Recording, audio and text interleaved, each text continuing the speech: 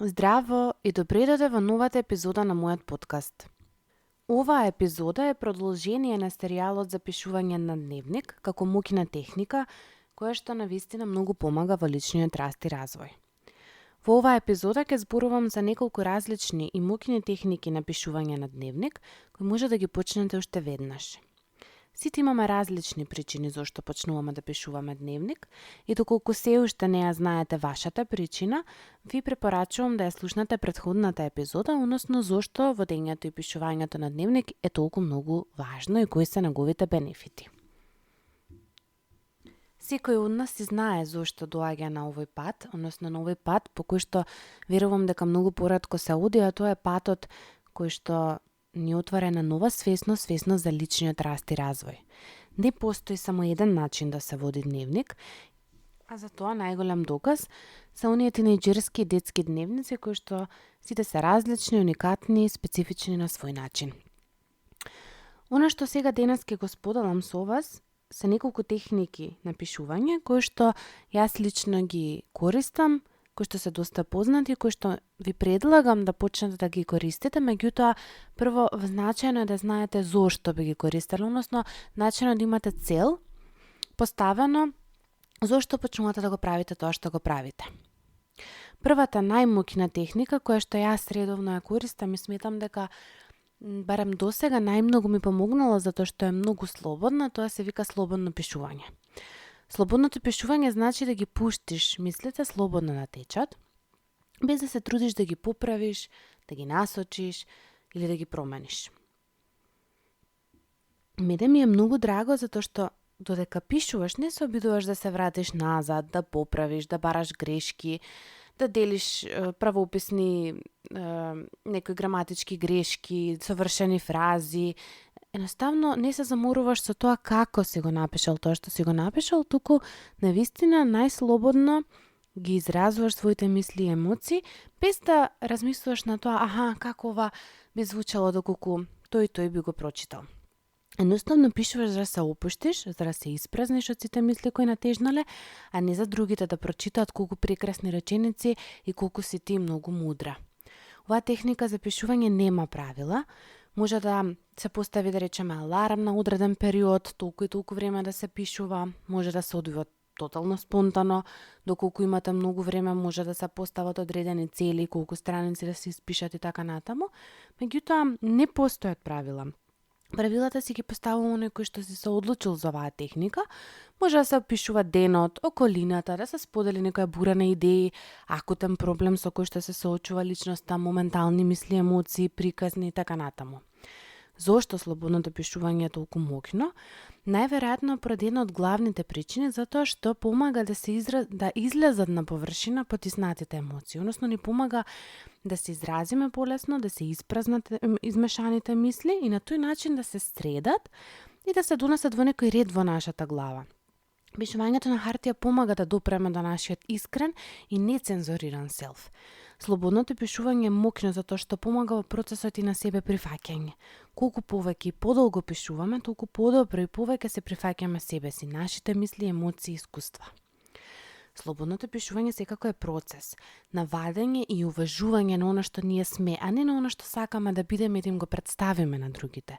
За да одлучите во кој дел од денот да пишувате, најдобро да си проверите со вашите потребности колку доколку патите инсомнија, идеално е тоа да биде пред спиење, доколку сте анксиозни во текот на денот, може да биде рано наутро за празнење. Не мора да е ниту на крајот, ниту на почетокот на денот, може да е било кога. Едноставно, затоа и се вика слободно пишување, затоа што имате слобода да одлучите кога, како и колку ќе пишувате.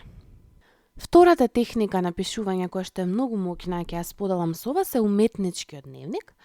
Односно, тоа е оној дневник кој што јас го препорачувам за сите оние кои што се визуелни типови на личност, односно кои што имаат уметничка душа и можеби повеќе време, но од друга страна дури да немаат повеќе време, ова е одлична техника за и да се искористи за личен раст и развој во однос на оние кои што патат од депресија, анксиозност и така натаму, затоа што ја поттикнува многу креативноста и на некој начин е како домашна задача која што бара да го исполните, да се дадете себе си, да бидете во контакт повеќе со себе и на некој начин да допрете до еден дел од вас кој што е многу креативен и дел од вас кој што не само на еден начин ги искажува мислите, емоциите, туку тоа го прави преку своето тело, преку боите, преку цртежите, символите и така натаму. Што е овој уметнички дневник? Тоа е дневник кој што може да го исполнувате со боички, со цртежи, со слики, со некои сечоци, креации, суво цвеќе и така натака. Во него многу лесно може да се експериментира и затоа е одличен за користење. Не постојат никакви правила ниту за овој дневник и не постои правилен начин како да се направи. Може да биде мешавина од ваши цртежи и текст, може да биде само визуелен дневник. Оно што е важно е да има во него голема креативност и различни бои, или пак не мора да се бои, може да се користи со било каква техника, може некој одлично си црта со молив, со пенкало и така натаму, или едноставно со исечоци од дневник или некои различни текстури. Сега гледајте на овој дневник како платформа за искажување на вашата креативност. Она баш како што е Инстаграм, меѓутоа овој дневник никој не мора да го гледа, не собирате лајкови, не се замарате на кој дали и како му се допаднал. И доколку сакате да си ја поттикнете креативноста, меѓутоа исто така и идеите, инспирацијата и да се релаксирате, одличен е, затоа што цртањето и боењето многу помагаат да ја допрете вашата креативност и да го разбудите она дете во себе. Доколку сте го заборавиле некаде далеко во минатото, затоа што како деца сите имавме ликовно во училиште и сакале или не, ние моравме да бидеме во контакти со ова креативно внатре во нас. Да, другите предмети верувам дека многу малку поттикнувале на креативност, меѓутоа ете, за цела среќа сме имале некои такви предмети кои што навистина ни дозволувале да бидеме креативни, да се опуштиме и неколку часа во денот да поминеме во таква релаксација. Сега не е потребно да сте уметник или пак да имате талент за цртање за овој дневник, затоа што ако почнете да гледате така на тоа, никогаш нема да го почнете. Јас многу често знам да се фрустрирам кога ќе видам нешто на Инстаграм. Овие bullet journals обично се такви, внатре се исполнуваат и сега некој што е многу креативен го направил прекрасен. И јас дефинитивно не можам да го направам така да изгледа, бидејќи не сум толку многу добра визуелно.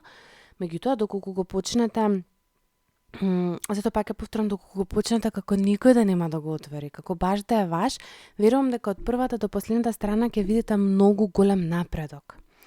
Сега, поентата е да разгорите таа креативност, истовремено да си ја одржите и фината моторика и затоа е одличен и за постари лица.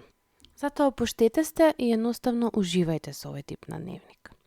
Следен дневник на списокот кој што исто така сметам дека е многу убаво да се води и го препорачувам е утринскиот дневник. Како што и самото име кажува, ова е дневник кој што се пишува само наутро и поентата на утринското пишување е да се подготвите за денот пред тој навистина да започне. Односно пред да започнат дневните работни задачи или пак домашни задачи, да имате време и простор да се подготвите за денот и да навлезете во него со чист и со бистер ум. Убаво е кога се пишува дневник наутро, бидејќи ваквото пишување е многу поверојатно да премине во една рутина, а повеќето истражувања докажуваат дека утринското пишување ни помага да се ослободи креативноста и да се надминат барикадите кои ги носиме во нашите мисли, односно од нашите мисли и емоции. Всушност, ова пишување помага да се разбистри мозокот наутро, како би можеле подобро да планираме и да размислуваме понатаму. Тоа што веќе води дневник наутро, односно можеби и самото слободно пишување да го стави наутро, на некој начин ќе ги има двата дневника во еден. Нешто друго кое што исто така многу препорачувам и кое што е доста важно да го имаме, особено за оние личности кои што не се толку многу спонтани, односно кои што навистина сакаат да планираат и да бидат многу поорганизирани во животот, како не би заборавале, тоа се списоците. Значи, овој вид на пишување е одличен за организација и ова не е нешто кое што секојдневно може да се пишува, не е нешто кое што може би станало дел од рутината, затоа што тие ни помагаат да ја следиме само состојбата на нашиот личен раст и развој. И сега тоа може да биде финанси, блиски врски со другите луѓе, напредок, пријателства, хоби, навики, трошоци и така натаму. Списоците може да се прават еднаш дневно, меѓутоа можеби еднаш дневно е многу, освен ако не го правите нешто од типот на to-do листа, односно работни задачи за денот. И може да се прават, идеално може би било неделно, месечно, годишно или така натаму, зависи од тоа што сакате да постигнете, со која цел го пишувате. Овој начин на пишување е многу убав, затоа што не одзема многу време, а служи како одлична алатка за себе рефлексија и како начин кој што ни помага подобро да се организираме и да ги паметиме важните нешта во нашиот живот. Јас само ќе споделам некои идеи за пишување на вакви списоци, а вие слободно одлучете каков и дали би сакале да земете некој од нив. Например, список на цели кои сакаме да ги оствариме. Список на вашите вредности, список на нешта кои ве мотивираат, список на теми кои сакам да ги разгледам на психотерапија, список на книги кои сакам да ги прочитам, или па веќе сме ги прочитале, список на филмови, серии кои што сакам да ги гледам, список на рецепти кои што сакам да ги пробам, рецепти кои редовно ги користам, ресторани, кафулиња, место што сакам да ги посетам или сум ги посетила и ми се допаднале, список на нешта кои релаксираат, навики кои сакам да ги променам, облека која што сакам да ја донирам, купам, фрлам и така натаму, цитати и мудри мисли, напредок на моите деца, доколку сте родител, храна која што сте изеле тој ден, доколку сакате да водите сметка што јадете, фитнес рутина доколку вежбате, список на финансии, план за штедење, подобрување на домот, план за чистење на домот, список на важни датуми, роден дени и така натаму на блиски, места каде што сакате да одите на одмор, патување, пакување и така натаму. Овој список нема крај и верувам дека вие можеби имате и многу поубави идеи како список да си почнете, но е убаво да го имате како би се подсетили и мотивирале во иднина, особено оние работи што сакате да ги направите. Например, јас имам список на книги кои што сакам да ги прочитам, некои филмови кои што некој ми ги препорачал. Не гледам често филмови и ако јас не ги запишам, верувам дека никогаш нема да ги изгледам или некоја серија и така натаму. А книгите лесно се забораваат, особено доколку читате повеќе, доколку имате некаква цел, доколку читате и стручна литература, идеално е да имате вакви списоци. Меѓутоа, исто така, сакам списоци кои што ми кажуваат, Елена, тебе ова те мотивира, тебе ова е нешто кое што ти помага, ова е нешто кое што те релаксира и така натаму, затоа што ние редовно се менуваме во текот на животот. Тоа што ме мотивирало и релаксирало пред 3 месеци, не е истото оно што е и ден денес. Е сега една одлична вежба, која што исто така многу ја препорачувам за личен раст и развој, особено за оние личности кои што се малку поинтровертни и кои што предолго време или премногу имаат работи кои што ги притискаат. Ова е одлично и за некои професии кои што, наречеме, етичкиот кодекс не дозволува многу да извадат од себе, или пак за некои личности кои што, не би кажала некои личности кои што имаат семејни тајни, затоа што секое семејство има свои семејни тајни, но е одлично за некои личности кои што навистина им тежат тие тајни, во наводници тајни, значи ова не е дека е нешто што е многу страшно, меѓутоа е убаво да се направи.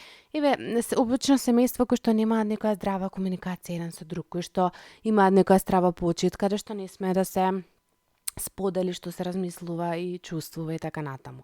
Ова не е техника на пишување дневник, туку е баш буквално вежба за затварање на некои големи процеси кои што намачат. Сега убавината на вежбата е што писмата, затоа што оваа вежба се вика неиспратени писма, никогаш не треба да се испратат и тоа е некако нешто што прави да бидеме потполно искрени, да не многу се заморуваме дали можеме другата личност да ја повредиме и така натаму и ни дозволува да бидеме потполно максимално опуштени. Доколку ви е потребно затварање на некој одреден процес, збогување, простување, споделување на некоја тајна, оваа вежба е одлична за тоа, а може да биде и моќен дневник на кој што ќе му се навраќате по потреба. Например, може да пишувате писмо до ваш родител или пак писмо до ваш партнер, поранешен партнер, браќа, сестри, пријатели, некоја личност која што е почината и со која што реално не можете да остварите контакт и така натаму. И самото писмо кое го пишуваате ќе го уважи, ќе го уважи сето она кое е станало недокажано и сите зборови кои внатре ве притискаат ќе го најдат патот до надвор. Може да се писма на благодарност до одредена личност и на тој начин ќе ја смирите лутината, освестувајќи ги сите позитивни аспекти. Многу е полесно да се искажеме кога тоа го правиме на хартија, отколку во реална средба со личноста. И ова ни помага да се ослободиме од сите заробени емоции кои што ги имаме, а секако и ни служи како одлично место да се извиниме на сите личности на кои што сме сгрешиле, или можеме немаме реална можност да стапиме во контакт со нив доколку сме скарани, доколку не се присутни и така натаму. Но освен пишување на содржина која не измачува и ја потиснуваме, овие писма може да бидат одлични ако се ги пишуваме и до себе си. Ете, например, писмо до идната јас, писмо до, Елена кога била дете, писмо до Елена кога била тинејџер и така натака, или пак може да биде писмо како пишувано од вашата мудра, идна јас, до сегашната јас, или од некоја позиција на Елена која што веќе се себе остварила и така натаму. И постои многу идеи за ваков тип на писма. Може да биде писмо до вашите деца и така натаму. Искористете си ја вашата фантазија и нормално вашата моментална потреба, што е оно кое што ви е најпотребно и е најмногу во склад со вас. И сега дневникот на негативни мисли е нешто кое што јас многу го сакам, особено доколку се соочувате со анксиозност. Сега, ова е некој дневник и тип на дневник кој што може да се го водите. Јас би рекла посебно, затоа што е убаво да си има некој одредено место и каче каде што ќе може баш буквално сите негативни мисли да се уважат, да се напишат, да се извадат и доколку се соочувате со таков наплив на негативни мисли, овој тип на дневник е многу моќен и навистина помага да се справиме со истите. Убаво е во било кој момент кога мислите ќе се натрупаат, ви станува неподносливо, почнувате да патите веќе анксиозноста премногу ве надвладеала, би било убаво да седнете да пишувате и после вентилирање на сите тие мисли размислете колку се тие реални. Дали овие мисли навистина се реални? Колкава е реалната шанса да се остварат? Што е најлошото нешто што може да се случи доколку овие мисли се остварат? И дали истото ќе ми биде важно после неколку месеци, години, минути, денови и така натаму. Сега, кога ќе размислиме, ја стално се викам во кој кондиционал за тие што знаат англиски, затоа што колкава е реалната шанса да се случи нешто кое што го размислуваме? Некогаш навистина е многу голема. И доколку е голема, тогаш не станува збор само за некоја параноја што ја чувствуваме во моментот или некој страв нереален, туку станува збор за свесност. Односно, нашиот мозок испреќа сигнали дека нештото е опасно и дека треба на време да го, прекинеме, смениме и така натаму. Меѓутоа, доколку да станете или, шансата е многу мала да се случи, тогаш е време да, можеби, баш буквално се извентилираат овие мисли од каде доаѓа тој страв, зошто толку е силен и така натаму и со текот на време поминува. Сега, доколку е реално, мене најмногу ми помага тоа прашање и мислам дека и верувам дека секој што работи на себе го слушнал колку ќе биде ова важно после одредено време. Доколку е важно после одредено време, ова не е станува збор само за негативна мисла која што во моментот надвладеала, туку станува збор за реално некаков проблем со кој што би требало да се соочиме, односно да го решиме. Затоа што секој проблем има и решение. Сега, ова е брза техника за справување со негативниот наплив на мисли и анксиозноста која што тие ја носат и после одредено време ќе забележите колку се намалуваат и колку побрзо ќе го правите ова и многу полесно ќе се справувате. После одредено време пишување, можеби ќе ви се здосади и нема да ги пишувате истите негативни мисли веднаш како што ќе се појават. Ова завчера го пишував, знам дека нема да се оствари, батали ова ми доаѓа од таму и таму. Можеби доаѓаат од одредена траума, можеби не се ваши, ви ги наметнал родител. Многу често доколку родителите носат катастрофични очекувања и децата носат катастрофични очекувања или бабите, пријателите и така натаму. И доколку во било кој момент почувствувате дека тие мисли не се реални, не се ваши, дефинитивно нема шанса да се остварат, многу полесно и побрзо ќе се справувате со нив. Следната техника се вика, односно јас не нарекувам дневник на лутина, и ова е нешто кое што многу често го давам на моите клиенти. Зошто? Затоа што лутината е пред се нормална емоција и би рекла дека е многу пожелна.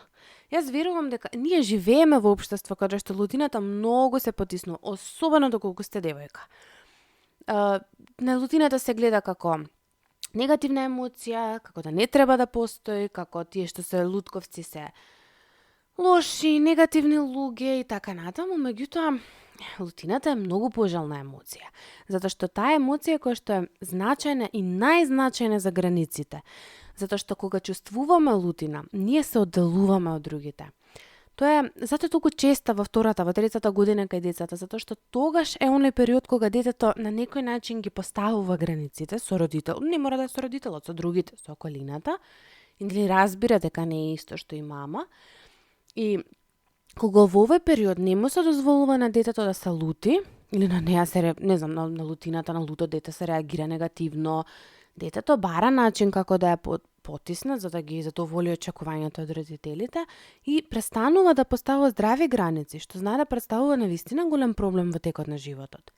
Лутината е здрава и нормална емоција. И ако сме лути, не значи дека ние сакаме да го прекинеме односот со некого, не значи дека ние го мразиме, дека не го сакаме или дека не го почитуваме.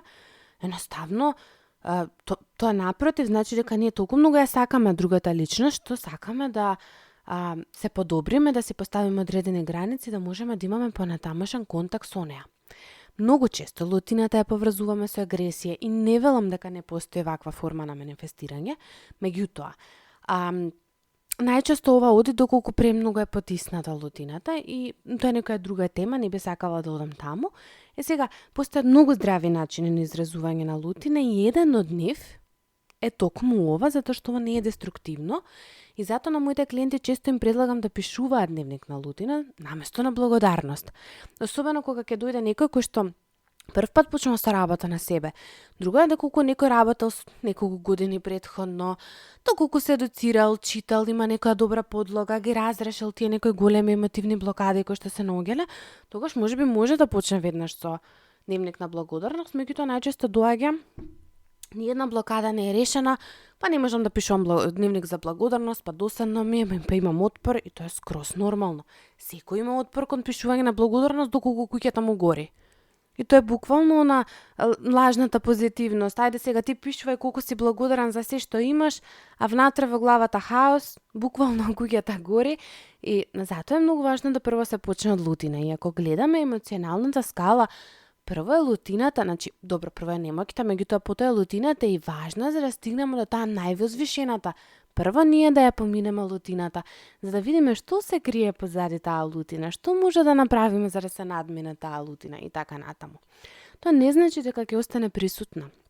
Напротив, овој дневник не е за лутината да остане присутна, туку да остане уважена, да видиме колку време му, и е потребно да остане присутна, понекогаш потребно ни е одреден период, сега кај некој може тоа да бидат 5 минути, кај некој подолго, не секој има ист интензитет на емоции и исто време траење.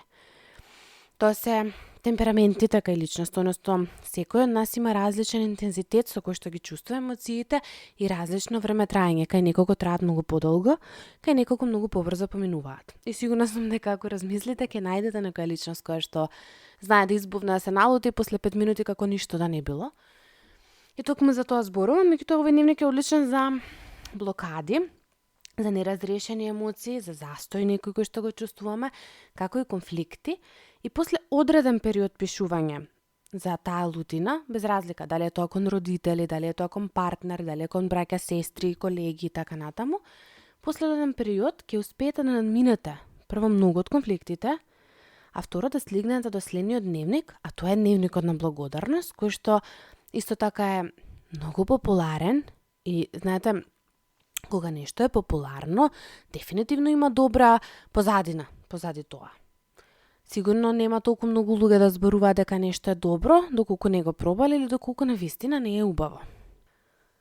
Доколку се соочувате со отпор да пишувате ваков дневник, не притискајте, тоа значи дека тука и сега не е време за тоа, затоа што навистина е тешко да се пишува за благодарност, додека нешто лошо се случува во нашата реалност и затоа е потребно прво да се изгаси огнот ако нешто гори, па потоа ваквиот дневник да стане реалност и да не се појави голем отпор. Ваквиот дневник помага и во борба со депресија, но многу помага со зголемување на самодовербата. И огромен број на истражувања докажуваат дека запишувањето на нештата за кои што сме благодарни носи огромни бенефити и го менува нашето живење на подобро. Стануваме многу посрекни, многу попродуктивни, стресот се намалува и сме далеку посмирени. Дневникот на благодарност е одличен за да се потсетуваме на сето оно кое веќе го имаме, како би останале присутни и свесни дека навистина не ни се потребни многу нешта за да бидеме среќни. Кога подолго време го пишувате, идеално е да го правите тоа со длабоко размислување. Значи на почетокот најчесто почнува да се пишува со некои очигледни нешта кои ги имаме, но со текот на време убаво е да се стави фокус на една, две или максимум 3 работи на кои што сте благодарни, а истите да не се така очигледни. Сега не е поентата овој дневник да стане to-do листа и да биде секој ден нешто механички кое што го пишуваме, затоа што тогаш не би имал, може би имал некоја убава пак рутина, навика да го гледаме тоа што го имаме, доколку општо сме негативни, сме растеле во негативна средина, меѓутоа реалната психолошка позадина е навистина да си дадете доволно време да го пишувате овој. Ова може да биде еднаш неделно, 2 пати неделно, не знам, еднаш месечно. Иако подобро е да е почесто за да останувате почесто свесни, затоа што работите што ги пишувате не се само завршување на работна задача. Поентата е вистински да ги почестувате. Значи да најдете нешто за кое што сте вистински благодарни што го имате. Надвор од оние секојдневни работи, од типот на благодарна сум што сум здрава, благодарна што сум што се разбудив, утрово благодарна сум што имам кров над глава и така натаму. Мислам, тоа е све прекрасно, ама поентата е да најдете работи за кои што реално на вистина сте благодарни. Нешто што многу ви е важно во тој момент. И на тој начин ќе останете свесни кои сте, кои се вашите позитивни аспекти, кои се најпозитивните работи кои што ги поседувале, како би можеле да ги кога ќе кажам нашминкале, сакам метафорично да поставам, ете така да ги изгланцате, да ги нашминкате, да ги подобрите, да ги избрусите, тие убави работи кои што ги поседувате. Сега, доколку сте некоја личност која што е многу организирана, дневникот на поуки, на мудрости е нешто што можеби и веќе го поседувате. Што научив денес? На што ме научи оваа ситуација? На што ме научи оваа загуба? На што ме научи овој предизвик, проблем и така натаму. И замислете да имате место на кое што пишувате за сите научени поуки и мудрости. Меѓутоа тоа да е само во еден одреден дневник. И после неколку години ова може да биде буквално книгата на вашиот живот, која што би било одличен подарок за вашите деца. Зашто ако размислите, нема поубав подарок да им дадеме на нашите деца од нашата лична книга на мудрости. Значи на нашите деца нема да им треба перо, стојне, спиро и така натаму што и како успеале, иако и тоа е супер пример, меѓутоа многу ќе им значи ако нивната мајка, нивниот татко застане и им даде книга на мудрости. Еве сина, ова беа моите мудрости, грешки, поуки, приказни и така натаму со кои што јас растев и ги научив. Тие се многу помокни, затоа што се трансгенерацијски, затоа што некаде длабоко децата ги поврзуваат со личност која што најмногу ја сакале. Сега, исто така, истава книга може да биде издадена, не се знае.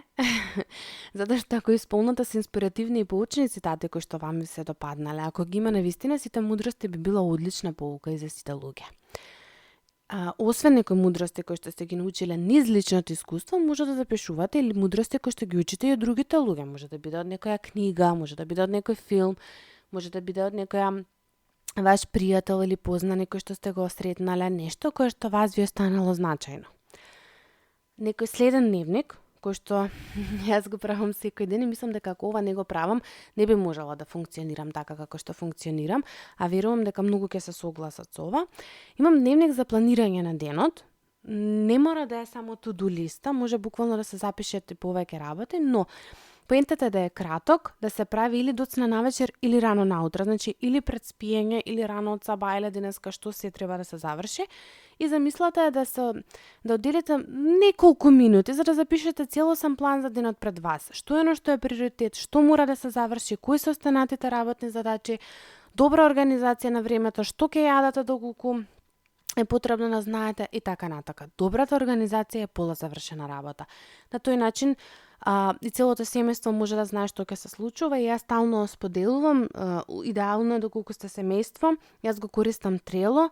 Таму има различни како boards и може еден board да го споделите со сопругот или со некој со кој што живеете, ако имате поголеми дечиња.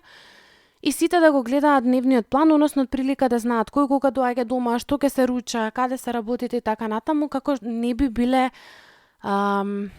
некако изгубени во цело тоа време. Истото може да биде одлично за список за јадење, што да се испазари и така натаму.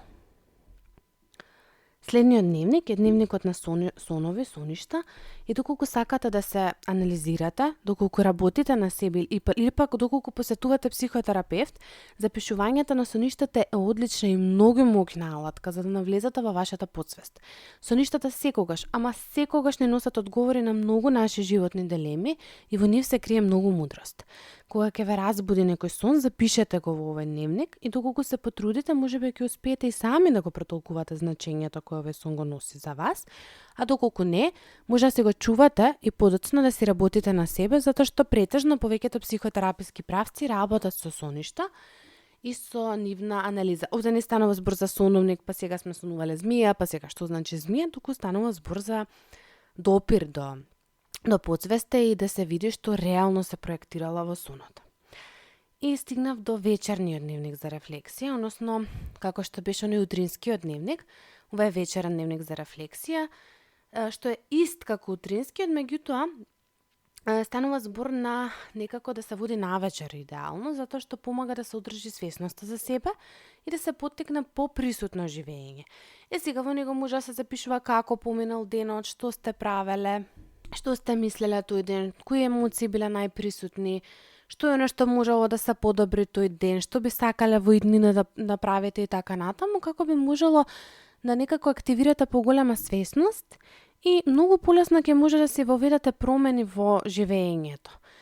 Дневникот за слободно пишување е нешто кое што може да ги содржи сите техники на пишување кои што ги наведов, кои што се многу моќни. И затоа е нешто кое што јас толку многу редовно го практикувам. Нормално се случува да скокнам ден, никој не е совршен. Јас најчесто викенди не пишувам и меѓутоа ве поттикнувам да размислите кој дневник за вас е многу важен, што е некој што за вас е многу важно да го правите. Не секој од нас е многу креативен, не секој од нас е многу организиран. Има навистина луѓе кои што дури не сакаат, бегаат од структура, не им се допаѓаат овие листи што ги спомнав и така натаму, меѓутоа истите, ако бегате од структура, ако вие сте некој таков, тогаш дневникот на слободно пишување е одличен за вас, или обратно, доколку сакате структура, убаво е да ја добиете и некаков поттик и место да пишувате, но секогаш бидете присутни, секогаш бидете во склад со себе и гледате што е нешто е приоритет тука и сега. Ако јас сум кажала дека јас го водам, дневникот на благодарност, не значи дека и ти треба да го водиш дневникот на благодарност.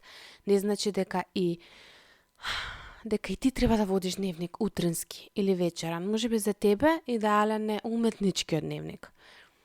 Едноставно сите се наоѓаме на различен степен на личен раст и развој, сите сме некаде во својот процес и затоа е многу важно да бидеме во склад со тоа. Јас сум можеби заглавена сега во дневникот на лутина и тоа е нешто кое што ќе го правам неколку месеци и не одам напред и нема никогаш да стигнам можеби до дневникот на наводници, никогаш, секогаш може да се стигне до таму, меѓутоа мене можеби ќе ми биде потребно 3 години. На некој ќе му бидат потребни 3 месеци, на некој воопшто нема да му биде потребно таму да стигне, затоа што истото ќе го постигне со некоја сосема друга техника. И затоа што еднаш сакам да нагласам дека овој подкаст, мојот блог, Инстаграм профилите и така натаму, и покрај тоа што сум стручно лице, не се стручни совети, не заменуваат индивидуална средба, не заменуваат психотерапија, туку се место каде што јас на еден лесен начин, лаички начин сакам да ви пренесам некои големи истражувања, убави нешто кои што можеби би ви биле од значење, меѓутоа ова е место каде што јас само сакам да ве информирам, можеби малку едуцирам, мотивирам и инспирирам. Во никој случај ова не е препорака која што вие мора да ја направите, треба да ја направите и така натаму, единствено можеби би ви отворила еден нов прозорец за начини како да почнете на вашето патување за личен раст и развој, како би навистина работеле сами на себе, односно би си помогнале да, јас што викам, тој кој што нема желба, нема време, нема финанси и така натаму да посетува психотерапија, би имал место каде што може да се инспирира и да работи на себе како би достигнал некој чекор плюс, односно би достигнал некоја скала плюс и би живеел малку поквалитетен живот, како што нормално посакува. Ви благодарам многу за вниманието. Се слушаме наредната епизода со една многу нова интересна тема. Поздрав!